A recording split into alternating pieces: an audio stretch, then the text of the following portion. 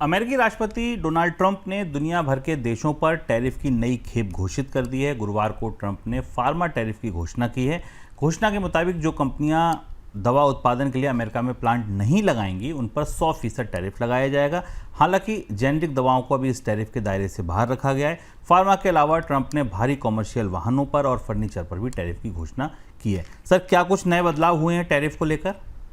Donald Trump ने अब अपना दूसरा मोर्चा भारत के खिलाफ खोल दिया है। पहला मोर्चा था भारत की आईटी सर्विसेज और दूसरा है फार्मास्यूटिकल में वो लगातार 200% 300% टैरिफ की बात कह रहे थे और अब लगातार अपने कार्यक्रमों में बता भी रहे थे कि हो सकता होने वाला है, और देखिए वो सामने आ गया। डोनाल्ड ट्रंप ने बहुत सफाई के साथ अपने पहले बड़े टैरिफ अभियान की शुरुआत कर दी है फार्मास्यूटिकल्स को लेकर। जो फैसला किया गया उसमें अगर कंपनी अमेरिका में दवा नहीं बना रही तो उसकी ब्रांडेड दवाओं पर 100% टैरिफ लगाया जाएगा। पहला यह फैसला है। दूसरा, भारी ट्रक और उनके पार्ट्स पर 25% एडिशनल टैरिफ है, और जो तमाम फर्नीचर और अपहोल्स्ट्री है उनके ऊपर करीब 30 से 50% टैरिफ लगाया गया है। किचन फर्नीचर्स पर भी 50% टैरिफ है। इनको एक एक करके हम समझते हैं। दवाओं के लिए समझना ज्यादा जरूरी है। हालांकि एक भारत का बड़ा निर्यात जेनेरिक दवाओं का है।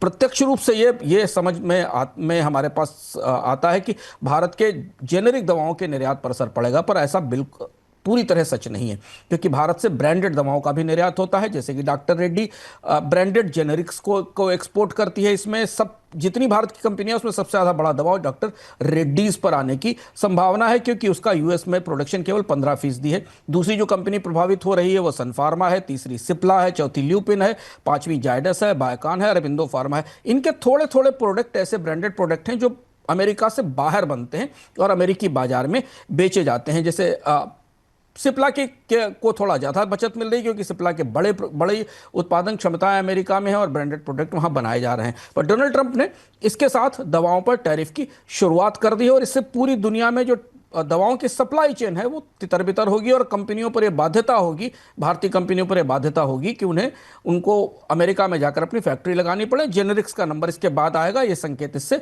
लिया जा सकता है।